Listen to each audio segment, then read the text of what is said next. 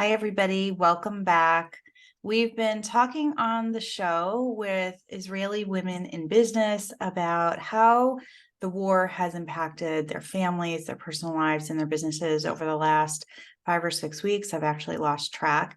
Today, you're going to hear from a video marketing expert about how to get back involved after such a trauma. It's a very difficult thing to figure out how to navigate our businesses when there are such other big important things going on. Our friends' children are on the front lines. Some of our husbands might be out there. So we want to dig into how we move forward in this way. But before we do that, welcome back to Crescendo. I'm your host, Rachel Lubchansky. I support women in building their businesses by giving them the strategies, skills, and support that they need to make more money and achieve work-life harmony. So let's dive into today's show. I want to welcome Rosa. Hi, thank you so much. Yes, I'm glad you're here. We've been talking for actually a few weeks, texting back and forth. And we're going to get into that about why it took some time for you to agree to come on the show. I really wanted to share your story. But before we do that, if you could just tell people a little bit about yourself and your family, where you're located in the country, give us a little bit of context so people can picture where you are. Sure. So my name is Rosa Seidenwar. I live in the south of the country, south of Israel, in a very, very small community. There's only 300 families here, and it's in the northern part of the Negev. So it's, not very south, but in the south. We're about 20 kilometers from Gaza. So what that means is until last week, we were always in a orange zone. That sort of means,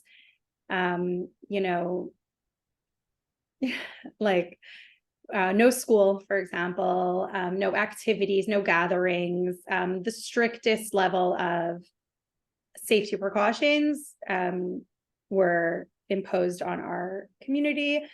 And we actually haven't had sirens in this specific war.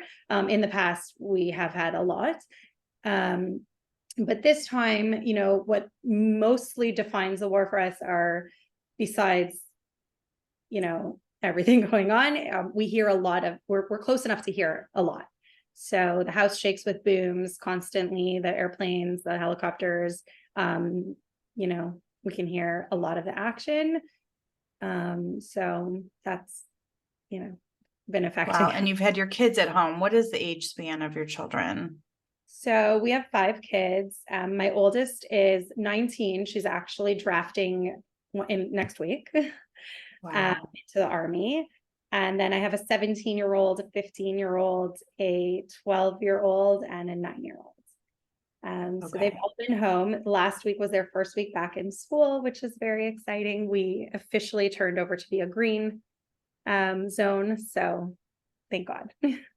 Yeah. Okay. So tell us a little bit about your business before the war started. I introduced you as a video marketing expert. You're the founder of Stop Motion Magic.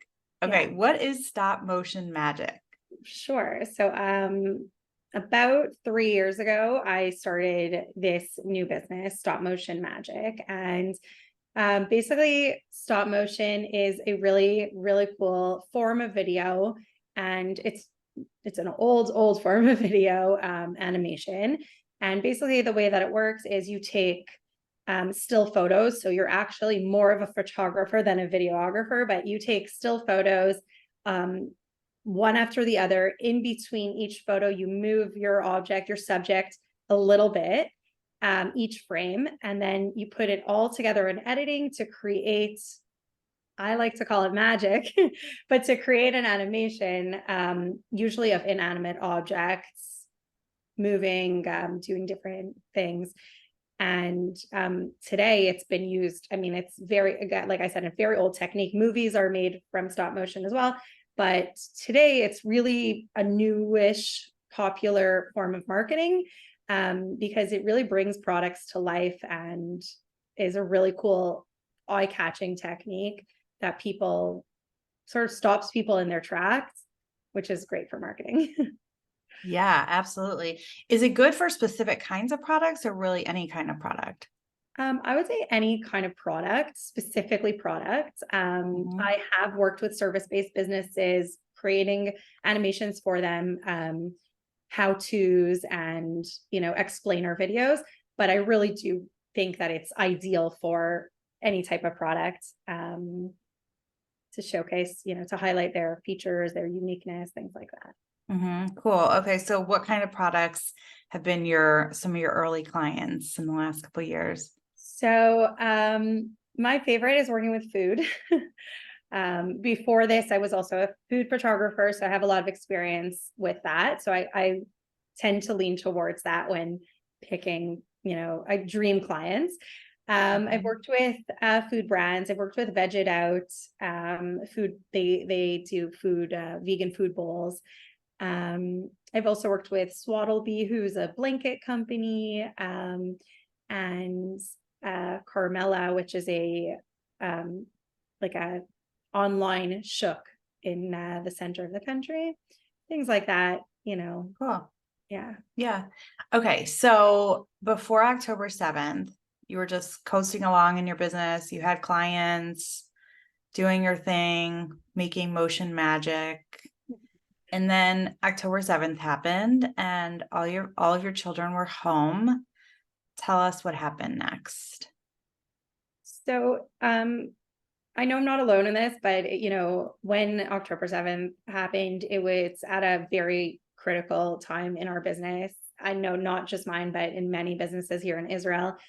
Literally the day that the Chagim were ending, which is for everybody here, the most common phrase is, I'll get to this after the Chagim, you hear that all of September. So for me specifically, I also work in summer camp during the summers. I spend my summers in Moshava in Pennsylvania. And so that, my business was very quiet in the summer, coming home to September, which is the Chagim. And, it's just saying, okay, as soon as the Chagim ends, we're going to go full force ahead. So before October 7th, before the summer, I had a lot of clients. I was closing things up with a lot of them. And I was gearing up towards the end of the summer to do a big push. I was planning on starting a podcast. I had a lot of content that I was working on, ready to go for right after the holidays to go straight back into it and get new clients, get more clients, and just, get busy with Q4. And then once the war broke out, literally everything stopped. Yeah, you're absolutely right. I've heard that same story from several people who have been on the show. I myself have had that same experience. I had launches planned and programs I was looking forward to inviting people into, and it just it didn't feel like a good time. Like there was there was just like it felt like no path forward. And I've talked on this show about how I did eventually end up reshaping Crescendo, at least the first season, to really support Jewish and Israeli business owners to bring their voices and their businesses to light, to really amplify and bring them more visibility at a time that's very difficult for them. You have your own story, right? So your kids went back to school, and when you and I first met, you were sharing how you just really struggled to put your foot in front of the next and move forward with the business. Where are you at right now? So I think I do remember first speaking to you, and I thought, I'm not doing this show. Like I can barely function. I'm not eating well. I'm not, doing my regular daily things that just to keep myself healthy. And there's no way I could think about business. But today I think I'm I want to. I miss my business. I miss my work that I do. I love creating stop motion videos. I want to be doing this. I would need to support my family. I do feel like I'm more able to. I'd like to be more able to. But I do still feel like I'm in the, in the crossroads here. And I don't really know how to move forward. But I would like to. Yeah. What do you feel like is the biggest thing holding you back at this point? Myself for sure. I think we wake up every day here to more bad news. There hasn't been a day in the past few weeks where you don't wake up and see bad news. And that really, like, we all feel it. It's hard sometimes. I know hopefully we're here. I don't know who we're talking to, if there's people that are not in Israel, but when you live in Israel, you know everybody, you have a connection to everybody. The degrees of separation are so small that the bad news affects you personally every time. And so for me, it's just waking up to that and then, going to sleep the night before, saying, okay, tomorrow I'm going to take all my power, all my strength, and just start fresh. And it's going to be a great day, and I'm going to do what I have to do, and I'm going to go for it. And then you wake up to crushing news that how do you move on from there? And that's what's been hard for me is, the hope the night before, and then the reality of the morning of, I don't really know how I can move on after that. Over and over and over again. Yeah. I appreciate you bringing this up because, our listeners are all over the world and not necessarily in the thick of war as we are here on the ground in Israel. But I think that this is something that so many people can relate to because lots of people sadly go through various types of trauma, challenges, major personal disruptions, and which of course trickle into the business. And I think it's really validating for them to hear you talk about how you're holding hope. You go to sleep with that hope and that vision for a new day, and how when you wake up, it just doesn't feel possible. And more than anything, just so people feel seen in that, like it's okay, right? That's where you're at in this moment. And we small businesses also, as you mentioned, have this reality of also needing to support our families. So what are your thoughts? What's your plan for how to move out of that so that you can start to bring inanimate objects to life again and pour your energy into something that takes you out of the space of doom and gloom that indeed we're waking up to every single day? So I wish I had like a concrete plan that I could share with everyone and say, you guys do this too.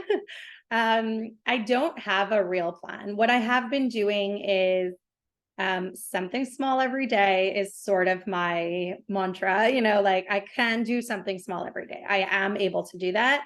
And whether it's, um, reaching out to a potential client on LinkedIn, I did that yesterday, for example, or even, this amazing opportunity with speaking with you on Crescendo, every day, one small thing now, whereas in my pre-war business, I would be doing 30 different things a day. I'm trying to just get myself back into the spirit of the business. And I'm sure for different people, it's going to look different. For me, it's what I can offer right now is one small thing a day. And hopefully that will, build as time goes. Yeah, that's a really powerful tip. I know you didn't frame it as a tip per se, but really wise, one small thing, like what's one thing? And I believe that each of us can, even in our darkest moments, find one thing to show up for each day. And it doesn't have to be something as big as even appearing on somebody's show. This is Rosa's first show or podcast. So I'm deeply grateful that you've said yes to this opportunity for us to connect and to share your very real story about what this experience has been like for you, and for giving others a this very, very wise tip of just one thing. So what is that one thing that each of us can do every single day when we wake up? And outreach on LinkedIn, maybe even just texting a former client to check in, see how they're doing. There are just so many things, of course, but just make it something intentional and something small. I like that so much. If anybody is listening right now, what kind of clients would you want to work with? Like, what would be your dream client to help you get back into working right now? That's a great question. I think that, like I mentioned before, I love working with product-based businesses and especially food businesses. Actually, without going into too many detail, the client that I reached out to, the potential business, the brand that reached out to yesterday, is a beverage business. I love to work with different types of foods or even cosmetics, things that you can show the ingredients. That's my absolute favorite thing to work with, because I think that's super, super powerful in a marketing video. For example, in like a soda drink, I can actually share with you later a video that I have created in the past where, you're sharing like a drink, and one of the things that you can do with stop motion is show what the ingredients are inside, which is really cool because you can't really do that in other types of other forms of media. And something like that, a food brand, a beverage brand, that would be, a dream come true. Very cool. And you work with brands all over the world, is that correct? I do work with brands all over the world. Pre-war, it's very, very simple to ship products here. Now I know that it's been more difficult. So, I'm happy to work around it and try and figure out creative ways to work with brands from all over now.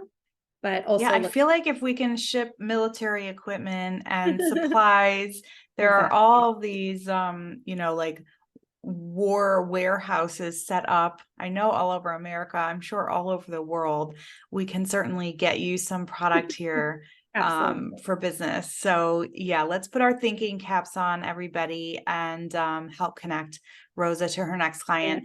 Rosa, I would love to ask you one other question, which is, how can you take what you've learned through this experience? And I know you're still in the depth of this, but how can you even take where you're at right now and bring it to help another business owner? I find, and I'll give you a second to think about that, but I find one of the easier ways to show up, one of those baby steps, is when I know I'm doing it for somebody else, right? Because especially in a time like this, it has felt very uncomfortable to do anything that might come off as self-serving, even though it's our livelihood, right? It's really important, and there is no shame at all in promoting your business right now. It just doesn't feel natural or authentic to many of us. And so I found that turning the focus outward first has helped me then go back to what it is that I and my family need. So I want to ask you the same thing. What's a lesson that you're going to take with you moving forward that would benefit somebody else? That's a great question. I just should, before I answer, I just want to like touch upon what you said about it feeling really uncomfortable to be, promoting ourselves and our business right now. And that I don't know, I didn't mention this earlier, but I think it's one of the biggest issues that I've faced so far because up until now, all my clients, every single one of them has come from Instagram, LinkedIn, essentially me promoting myself. I have been before the war super active on Instagram. I story every single day. I post new reels almost every day. And that's how my clients find me. They, people share my work. Businesses see my work, friends tell them friends. And that's how the clients come to me. I have not been able to do that since the beginning of the war. And I know I'm not alone in this. And sure, there's one aspect of it of worrying about what other people will think, or what do they think I don't care or whatever. But even more is that I don't feel like I'm there. That's not what I'm thinking about all day. That's not what's occupying my day, my mind. It is the war. And so it's hard for me to step out of it even for a second and say, hold on, I do need to support my family. I do need to promote myself. And that's been a really big challenge. Okay, so before you answer my other question, then I want to challenge you just right here on the show and ask you, like, with a little bit of accountability, I'll follow up with you, or we'll check your Instagram. What's one baby step you can take to get yourself back on Instagram? So one thing tomorrow. One thing I have been doing is sort of like a war diary, and once in a while posting a story of my thoughts. They're pretty unhinged, to be fair. And it's just, real bare thoughts that I'm having. I can't do it every day. It's whenever I can. But there is something that I want to do, and I appreciate the challenge. I don't know if I could really hold up to it, but like I mentioned earlier, I had been creating a lot of content to be sharing after the holidays. And one of the things was a very big milestone for me on Instagram, and it's my 1000th post. So I've been watching the numbers of posts. I know a lot of people watch follower counts. I've been actually focused on this post count because, it's a big milestone to be putting yourself out there 1,000 times, and that's how I look at it. And so this 1000th post has been creeping up on me, and I created a video celebrating it, and I even wrote a caption, a long caption, and this was all done before the war. Sharing about this milestone and why it's so important for me. And before the war broke out, I was at post 997, I think. So, or 996. And so the last few weeks I had put out a few stop motions that I created about the war, about my feelings and things like that in the war. And now I'm at 999. So my next post has to be my 1000th post. And I don't know, I haven't been sure if I feel right sharing what I created before the war, even though it is a celebratory 1000 post video. And I think that I can. I think that it should be. I think that would be the right thing to do. And I appreciate the challenge. I don't know if I can hold up to it. Yeah, I wonder if you can, couch it with some language, like just post the post as it is, but then in the text, couch it with some language that just resonates for you in this moment. The story really of working towards your 1000th post, right? That's really significant. I love that you talked about that and working towards that as opposed to some arbitrary follower count, and what that meant to you and your business, and how here you are, right? You've arrived at this moment in time, and it doesn't look or feel like you envisioned. So I always think anytime we can bring story into what we're doing, it moves people. It really connects us even more deeply with those that we serve, those that are looking for us for support. So I hope maybe that you'll be able to take some of that, think about it, and I'll be watching your Instagram feed to see when Thank it's rolled out. Thank you so much. All right, so back to my question. Yeah. What So your is something that question you've is, learned through this experience that you think would benefit somebody else that you'd like to share? Another so business owner. I think this is what I'd like to share. And I think it's valuable to business owners, but I would even go a little step further and say it's valuable to everybody who is living through this war right now. And it's a lesson for my brother, my baby brother. We're 13 years apart, and he is right now in reserves, really on the front lines. And who we're praying for and thinking about every second of every day. And one of the things that's been bothering me in the business, and just in daily life is, but how can I? There's this guilt. And I know that this is talked about a lot. Everybody has this guilt.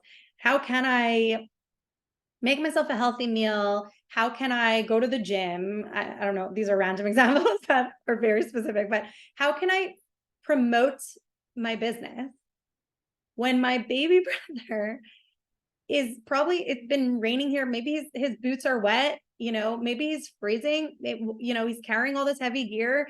He's facing literal evil, and here I am, guys, support me, hire me. It feels so wrong.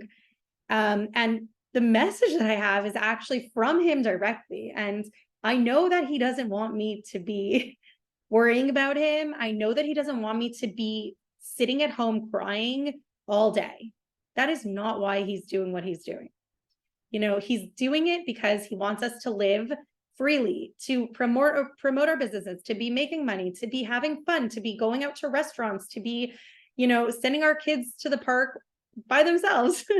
That's what he's fighting for. He's fighting for us to live here. And not only him, the entire army, our entire country, the wives at home, everybody. That's what we're doing here, and so we can have the guilt. It's there. It is what it is. We have to live through it, but we have to overcome and say, this is what they want for us. This is what it's all about. And we have to do it. We have to live. Wow, that's really beautiful and particularly powerful coming from your brother, a soldier, somebody who's in Miluim, the reserves, and serving right now on the front lines. Thank you for sharing his voice here, and giving so many of us permission through him to live. That's what he's asking us to do. Thank you. May he and all of our soldiers remain safe. May the war end speedily so that they can all come home. May our hostages be returned. Amen.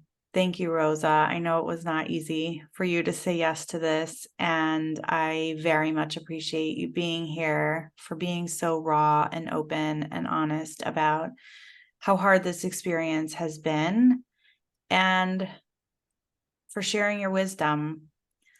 Baby steps, and let's keep living.